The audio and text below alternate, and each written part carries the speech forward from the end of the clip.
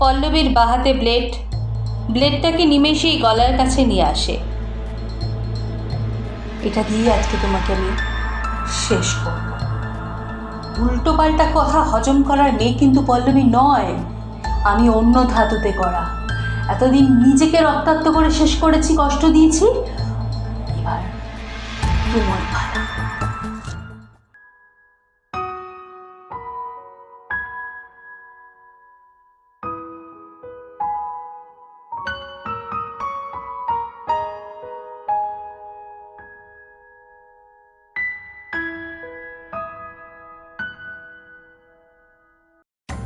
সর্বনাশের আশঙ্কায় কেঁপে কেঁপে উঠছেন মন্দিরা।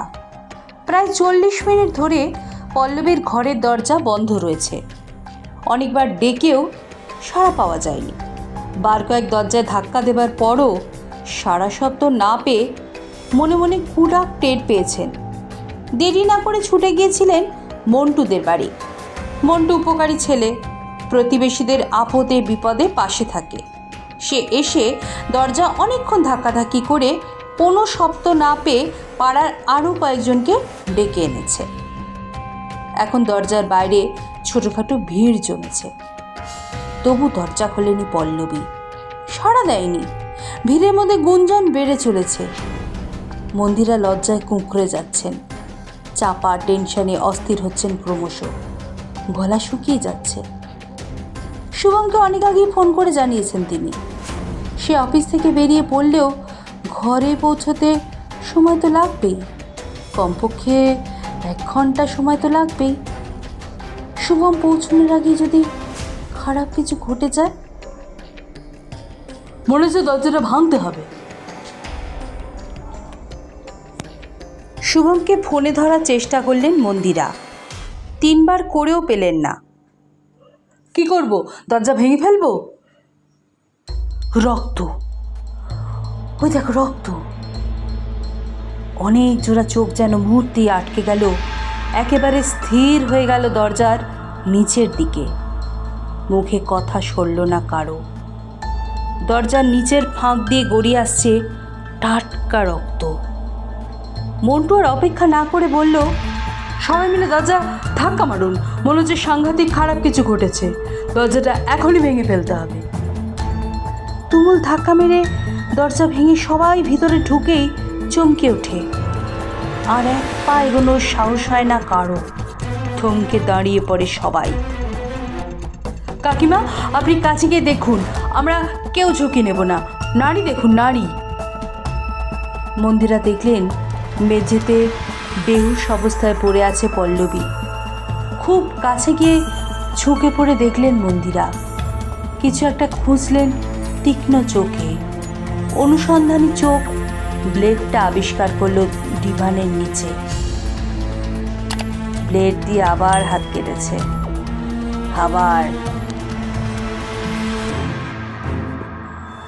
আবার শব্দটা যেন অসহায় হাহাকারের মতো ছড়িয়ে পড়ল ঘর জুড়ে। মাথা ঠান্ডা রাখুন কাকিমা, আপনি চটপট রেডি হয়ে যান। শুভমদাকে ফোন করুন আরেকবার। এরকম তো আগেও হয়েছে, ঘাবড়াবেন না। আমার মাথা কাজ করছে না। এই বয়সে বারবার এত চাপ নেওয়া যায় বলো? তোমরা সবাই না জানি কি ভাবছো। নিশ্চয়ই আমরা খারাপ ব্যবহার করি বলে মনে মনে সন্দেহ করছো। একদম ওসব ভাববেন না। তেমন হলে কেউ আপনাকে ছেড়ে কথা বলতো না। সবাই ব্যাপারটা জানে বলেই আপনার পাশে এসে দাঁড়িয়েছে। তেমন সন্দেহ হলে আমি কি আর ছুটে আসতাম আপনার ডাকে? পুলিশকে ফোন করে ডাকতাম বরং। আমি জটাদাকে বলে দেখি অ্যাম্বুলেন্স পাঠাতে। তখনই শুভমের ফোন আসে। কিছুক্ষণ টাওয়ার ছিল না, খুব টেনশন হচ্ছিল। পল্লবী দরজা খুলেছে? না, দরজা ভাঙতে হয়েছে। তোর গুণধর বউ আবার ব্লেড দিয়ে হাত কেটে রক্তারক্তি কাণ্ড বাঁধিয়েছে। অ্যাম্বুলেন্স ডাকছে মন্টু, হাসপাতালে নিয়ে যেতে হবে। তুই কতদূর?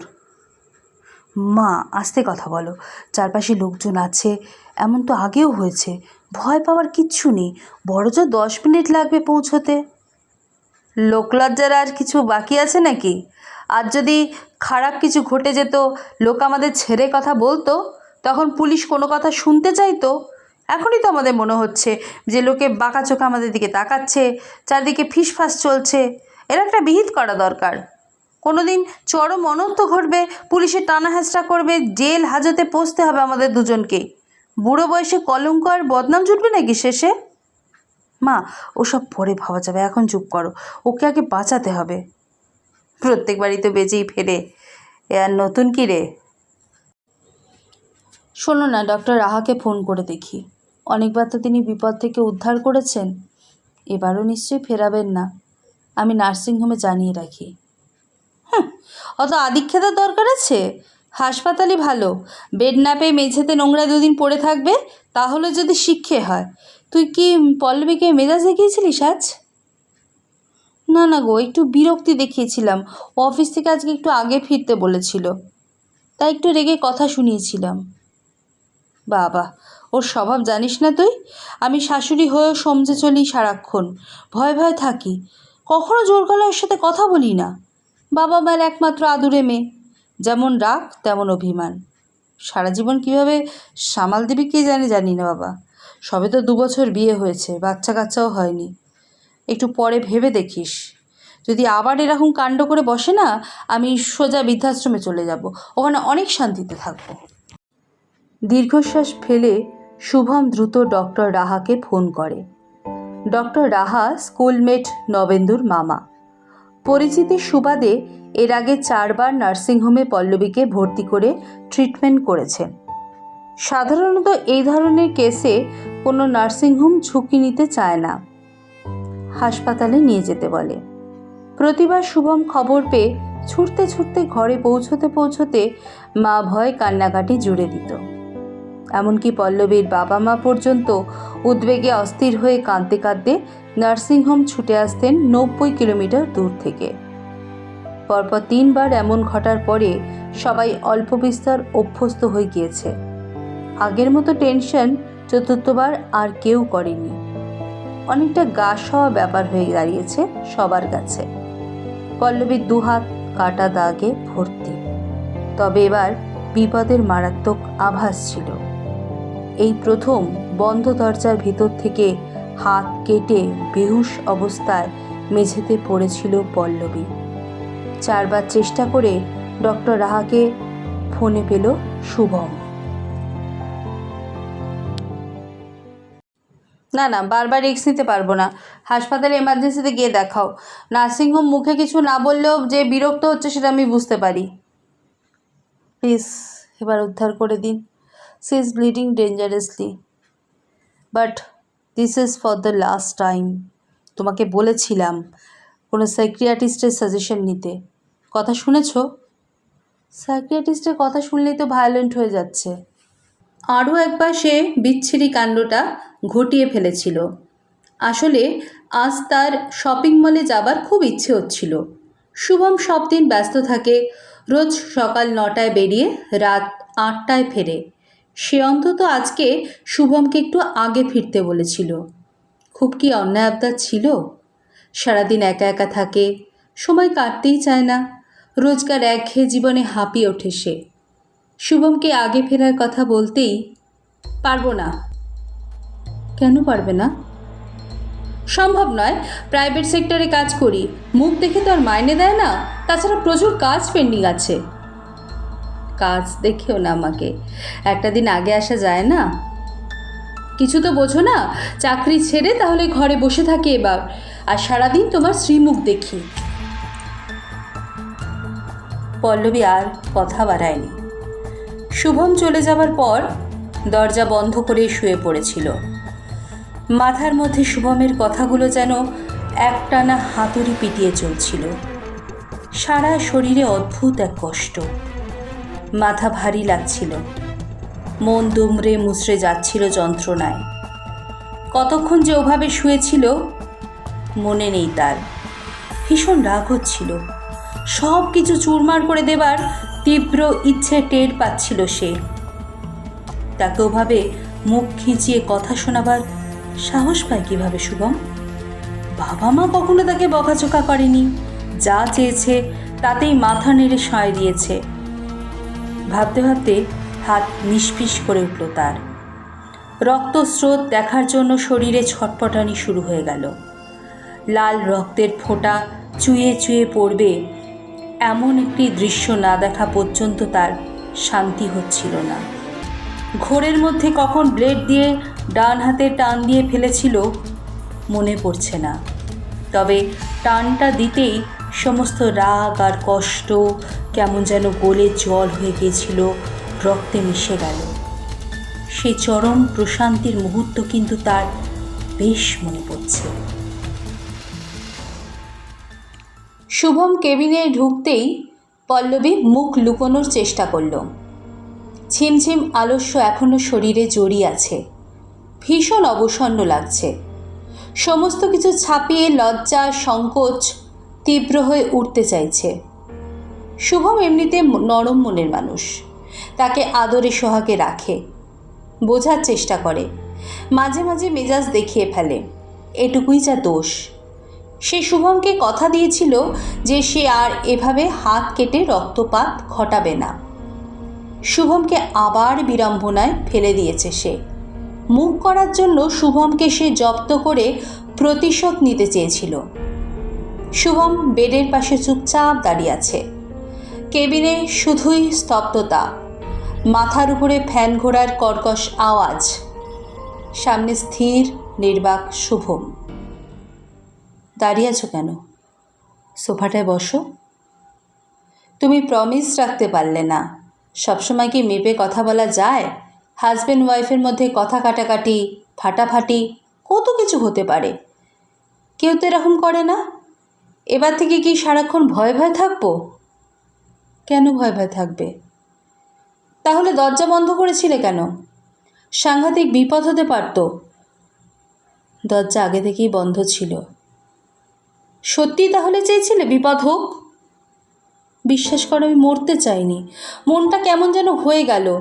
ঘোরের মধ্যে ছিলাম, দরজাতে বন্ধ করেছি, সেই হুঁশটাই যেন ছিল না।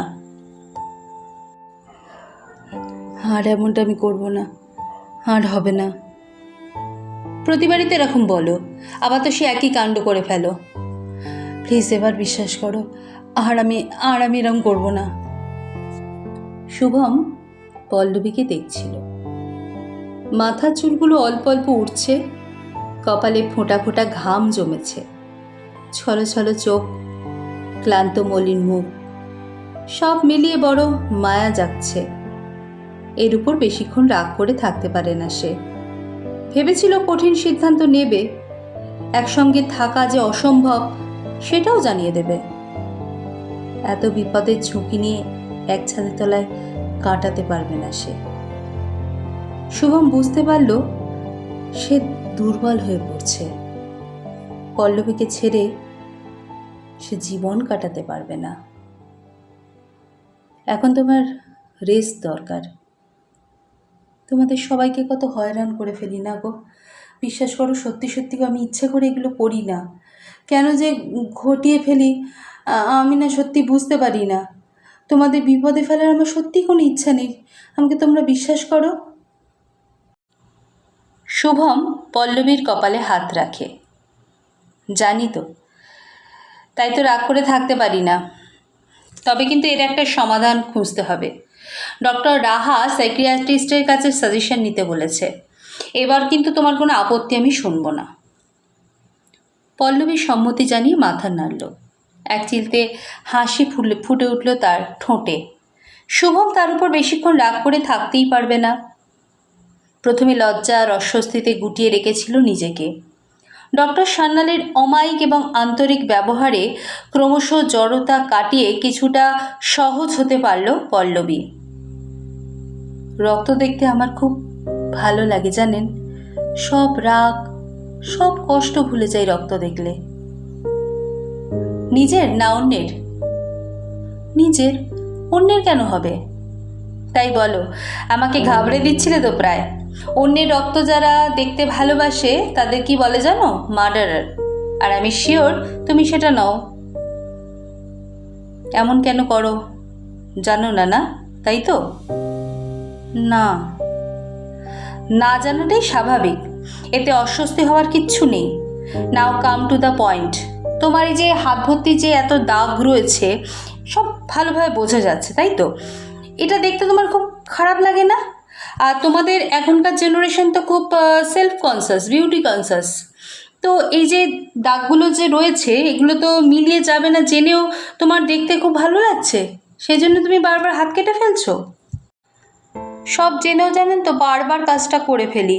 খুব রাগ আর যখন খুব কষ্ট হয় ভিতরটা খুব ছটফট করে, অস্থির লাগে, টেনশন হলেও কষ্ট পাই, কোনো জ্ঞান থাকে না, চারপাশের কিছুই তখন খেয়াল থাকে না। একটা ঘোরের মধ্যে গিয়ে না হাতের মধ্যে ব্লেডটা চালিয়ে দিই আর মনে হয় যেন কেউ আমাকে কাজটা করিয়ে নিচ্ছে, আমি নিজে করছি না। কোনো ভূত কেউ করায় না, যদিও এখনও এমন অনেক কেস আছে লোকে ভাবে হয়তো ভূতে করাচ্ছে, তখন আমাদের কাছে না এসে কোথায় যায় জানো? তখন যায় তারা ওঝার কাছে। তোমার যে অবচেতন একটা মন আছে সেইটাই কিন্তু এই কাজটা তোমাকে দিয়ে করিয়ে নেয়। আচ্ছা, বলো তো, তুমি যখন এই ব্লেড দিয়ে হাতটা কাটো তখন তোমার কোনো কষ্ট হয় না? যখন এমন করি তখন জানো তো ব্যথা বলে কিছু হুঁশ থাকে না, ভীষণ আনন্দ লাগে। আর লাল ফোঁটা ফোঁটা রক্ত দেখলে, গড়িয়ে পড়া যখন দেখি লাল রক্তটা গড়িয়ে পড়ছে তখনটা মনটা খুব জুড়িয়ে যায়, ভয়, টেনশন, রাগ সব কোথায় পালিয়ে যায়, ভীষণ রিলিফ লাগে, ঘুম পায়। অবশ্য সবাই বলে যে আমি বেহুশ হয়ে পড়ি। বুঝলাম। তা কতদিন বিয়ে হয়েছে তোমাদের? প্রায় 2 বছর। জানেন 2 বছরে মোট 5 বার এমনটা ঘটলো, এই জন্য ইস্যু নিতেও ভয় পেয়েছি, কোন দিন কি ঘটিয়ে বসে। প্লিজ, অভিযোগে না সমস্যাটা বাড়ে, সব কিছুর একটা সমাধান আছে, তবে এই সংকোচ ছেড়ে যদি নির্ভয় সব খুলে বলে, মনের আগল তখন খুলে দিতে হয়, তাহলে সব সমস্যার সমাধান হয়। বুঝতে পেরেছ? যা জানতে চাইবেন একটু সব বলবো। বেশ, এটা কখন শুরু হলো, কিভাবে শুরু হলো, মনে পড়ে তোমার? বেশ মনে পড়ে ডাক্তারবাবু। জানেন, তখন আমি ঠিক ক্লাস 9-এ পড়ি। হ্যাঁ, একদিন স্কুলে যাইনি, টিভিতে সিরিয়াল দেখছিলাম। মা এসে কী করলো, রিমোটটা কেড়ে নিয়ে টিভিটা বন্ধ করে দিল। অফিস থেকে ফিরে এসে বাবা মাকে প্রচণ্ড সাপোর্ট করলো। খুব রাগ হয়েছিল সেদিন, মনে হলো ভাঙচুর চালাই, তছনছ করে দিই সব। শেষে নিজের হাতে ব্লেড চালিয়ে দিয়েছিলাম। বাবা মার একমাত্র সন্তান না, খুব আদরের। হ্যাঁ, বাবা কখনো বকতে পারতো না, খুব জেদি ছিলাম না, জেদ করে সব আদায় করে নিতাম। জানেন, ওই যে ঘটনার পর থেকে বাবা মার বকার সাহসই পেত না।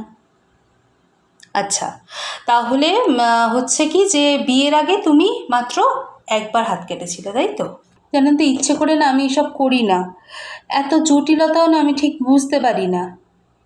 শোনো, মানুষের মন না খুব জটিল, তাই তার ব্যাখ্যাটাও জটিল, কিছুটা বুঝতে তো হবেই, দুজনকেই বুঝতে হবে। তোমার অবচেতন মন তখন চায় বিরুদ্ধ মতকে জব্দ করতে আর অনেকের মনোযোগের ফোকাসে আসতে। রক্তপাত ঘটিয়ে দুটো উদ্দেশ্য সফল হলো। মনের গভীরে এই যে চাওয়া, রক্তপাত ঘটতে দেখলেই স্যাটিসফাইড, মনে শান্তি, যুদ্ধ জয়ের ক্লান্তি আর আনন্দ। হ্যাঁ, যখন হুঁশটা ফিরে আসে না তখন না জানেন তো খুব হালকা লাগে, আনন্দ লাগে, তারপর লজ্জা সংকোচে মরে যাই। ও আসলে মুহূর্তের আবেগকে কন্ট্রোল রাখতে পারে না, ওর এই স্ট্রং ইম্পালস মুক্তি খোঁজে রক্তপাতে। এর একটা খটোমটো নামও রয়েছে, ইম্পালস কন্ট্রোল ডিসঅর্ডার। আচ্ছা, এর থেকে বেরিয়ে আসার কোনো রাস্তা নেই? এর থেকে অনেক বেশি ক্রিটিক্যাল কেস আমার কাছে আসে, দুজনকেই ধৈর্য রাখতে হবে, কারণ এর কোনো মেডিসিন নেই, তাই বুঝতে হবে আর মন দিয়ে শুনতে হবে। ডাক্তারবাবু, আপনি যা বলবেন সব শুনবো। তোমার মনের আবেগ আর শক্তির যে স্বাভাবিক প্রকাশের দরজাটা, সেটা বন্ধ হয়ে গেছে। সব দরজা বন্ধ হলে একটা খোলা দরজা ঠেলে তা ঝড় হয়ে বেরিয়ে আসে। সব দরজাগুলোকে খুলে দাও এক এক করে, তুমি খুব আবেগপ্রবণ। আবেগ প্রকাশের ঠিকঠাক পথ তোমাকেই খুঁজে নিতে হবে। যে কোনো ক্রিয়েটিভ কাজে আবেগ জড়িয়ে থাকে, জানো তো? যেমন নাচ, গান, অভিনয়, আঁকা, লেখা, যে কোনো একটাকে তুমি আঁকড়ে ধরো। আর এটা যেটা করতে তোমার ভালো লাগে সেটা তুমি করো। গানের চর্চা করতাম এক সময়, সব ছেড়ে দিয়েছি। আবার শুরু করো, প্যাশন হিসাবে নাও। ডাক্তারবাবু জানেন তো, যখন মাথাটা ঠান্ডা হয় বুঝতে পারি যে ভীষণ ভুল করে ফেলেছি। সবার কাছে বড্ড খেলো হয়ে যাচ্ছি। সবাই আমাকে বিদ্রূপ আর করুণার চোখে দেখছে। আর পাড়ার সকলে আমার তো নামই দিয়ে ফেলেছে হাত কাটা বৌদি। খুব লজ্জার। ঠিক আছে, লজ্জার কিচ্ছু নেই। পাস্ট ভুলে যাও, সবাইকে পাস্ট ভুলতে হয়। গানটাকে আঁকড়ে ধরো ভালোবেসে, তখন দেখবে রক্তপাতের আর প্রয়োজন পড়ছে না তোমার। কিন্তু কয়েকবার তোমার কিন্তু সিটিংটা বেশ দরকার।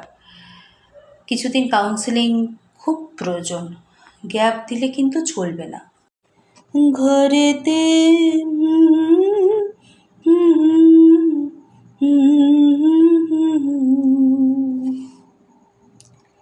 পল্লবী ইদানিং বেশ আনন্দে আছে। সারাক্ষণ যেন খুশি রেণু উঠছে ওর চোখে মুখে। নিজের মনেই গুনগুন করে গায়। প্রতিদিন ভোরবেলা রেয়াজে বসে, সন্ধেবেলাও সময় পেলে রেয়াজে বসে। সরস্বতী পুজোর সময় পাড়ার জলসায় গান গেয়েছিল পল্লবী। সবাই খুব প্রশংসা করেছে, শুভমও তারিফ করেছে মনে মনে। পল্লবীর গানের গলা সত্যিই সুন্দর, বেশ দরদ দিয়ে গায় মেয়েটা, যেন গানের আত্মার ভিতর সে বিভোর হয়ে থাকে। পাড়ার একটি ছেলে পারিজাত নতুন গানের ব্যান্ড খুলেছে।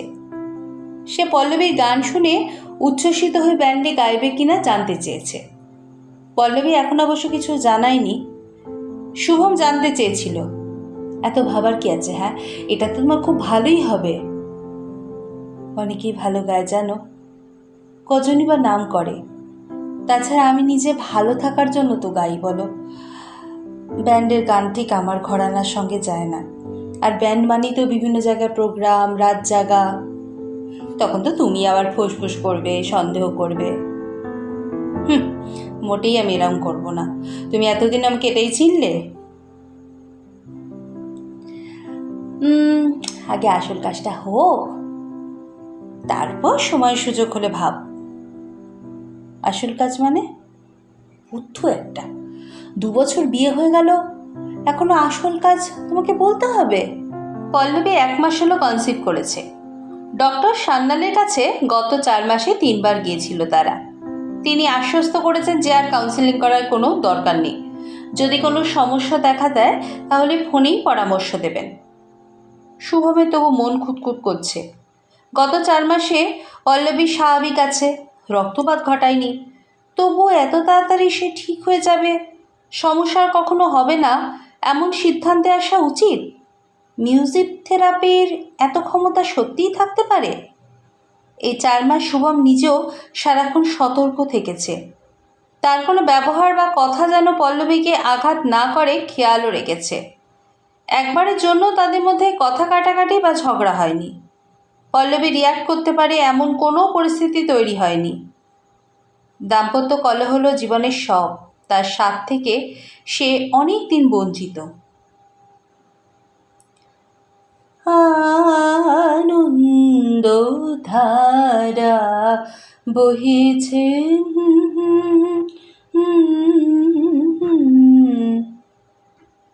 কি রান্না করছো গো? মোচার ঘন্ট। তুমি করছো কেন? মানে? এই অবস্থায় রান্নাঘরে তোমার না ঢোকাই ভালো। তাছাড়া মায়ের মতো মোচার ঘন্ট তুমি পারবেই না করতে। যা রাঁধবো তাই সোনামুখ করে খেয়ে নিতে হবে, বুঝেছ? ছ্যা, এটা রান্না হয়েছে? সরাও, এটা মোচার ঘন্ট না ছ্যাঁচড়া বোঝাই যাচ্ছে না। কেউ যদি বলে না দেয় কেউ বুঝতে পারবে না। সব রান্না কি সবার দ্বারা হয় বলো? অপদার্থ, যে খাবারটাই নষ্ট হয়ে গেল দুপুরে। এই হচ্ছেটা কি রে? যথেষ্ট ভালো রান্না করেছে। তাছাড়া আমি চেখেও দেখেছি। আজে বাজে বকছিস? কত স্বাদ করে মেয়েটা রান্না করেছে। মা, তোমার মুখের স্বাদ না একদম চলে গেছে। বৌমাকে সাপোর্ট করার জন্য একদম মিথ্যা কথা বলছো। আদরের দুলালি, আদর দিয়ে বাবা মা তো তার মাথাটা অনেক দিন আগেই খেয়েছে। আর তুমি ওকে প্লিজ পোস্টরা দিও না। কিছু সেকেলে গান নাকি সুরে গাইলেই যে ভীষণ গুণী হওয়া যায় তা কিন্তু নয়। রান্নাটা কিন্তু সবার দ্বারা হয় না, একেবারে অপদার্থ। পল্লবী দিকে আর চোখে তাকালো একবার, মাথা নিচু করে এক মনে খেয়ে যাচ্ছে, চোখের পাতা কাঁপছে, কান লাল হয়ে গেছে। ওইখানিতে কাজ হয়েছে, কেমন শান্ত অবিচল থাকে এবার দেখা যাবে। শাশুড়ির সামনে বকাঝকার বিরূপ মন্তব্য হজম করার মতো মেয়ে পল্লবী অন্তত নয়। শুধু পল্লবী কেন, সংসারে অনেক ধীরস্থির মেয়েও এই একটি ব্যাপারে ভীষণ সেন্সিটিভ। আজ আবার কি অনর্থ ঘটে কে জানে। আমি বাবু নেই, তুই সামলাস রে।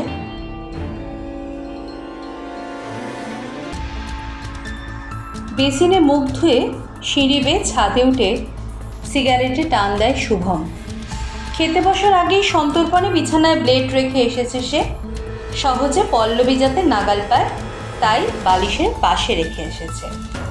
শেষবাস রক্তপাত ঘটানোর পর থেকে ব্লেড, ছুরি, কাঁচি সব কিছু লুকিয়ে রাখে শুভম। চোখের সামনে বিপজ্জনক জিনিস রাখা নিরাপদ মনে করেনি সে। দুরু দুরু বুকে অপেক্ষা করে শুভম। ঘড়ি ধরে ঠিক 15 মিনিট বাদে নেমে আসে।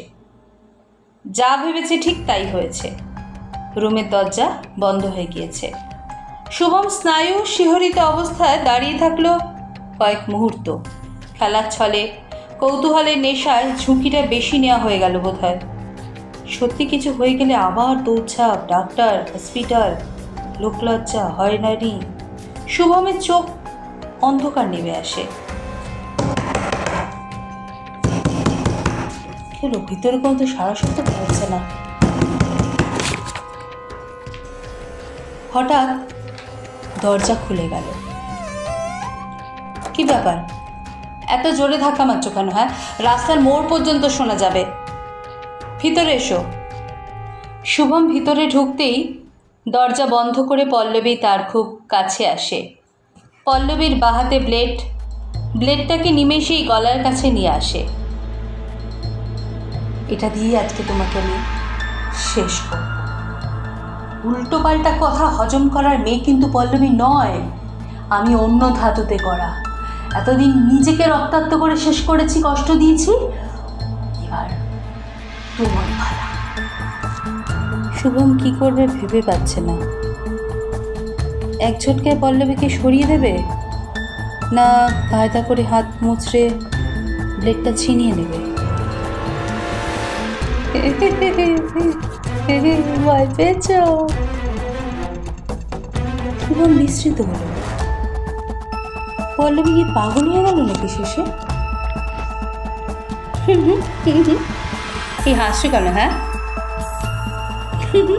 তোমার বাচ্চাকে অবস্থা দেখে যা হাসি পাচ্ছে না, আমি সামলাতে পারছি না। অভিনয়টা তুমি করতে পারো না, আমিও কিন্তু একটু হয়তো পারি, বুঝলে। বালিশের পাশে যে ব্লেড রাখা আছে দেখেই বুঝতে পেরেছি তোমার আসল মতলব। তাছাড়া খেতে বসে কপট রাগ দেখানো সেই মুহূর্তেই ধরে ফেলেছি কোনটা রেগে মেগে রাবভাবে বলা আর কোনটা কাঁচা অভিনয়। সেটা না বোঝার মতো ক্ষমতা সব মেয়েদেরই থাকে। বিশেষ করে সেই লোক যদি বর নামের বর্বর হয়, তাহলে মেয়েরা এমনিই ধরে নিতে পারে। বুঝলাম ব্যাপারটা। তাহলে বলো, আমি পরীক্ষায় পাশ করেছি? 100 ভাগ করে গেছো। আর সংশয় নেই, দোলাচলও নেই। বন্ধ দরজাটা সব খুলে গেছে। এবার থেকে আলো আসবে, হাওয়া বাতাস সব আসবে, নতুন স্বপ্ন আসবে। শুধু ঝগড়া হলে দরজাটা কিছুক্ষণের জন্য বন্ধ থাকবে, সেটাও তো বড় স্বাস্থ্যকর, তাই না?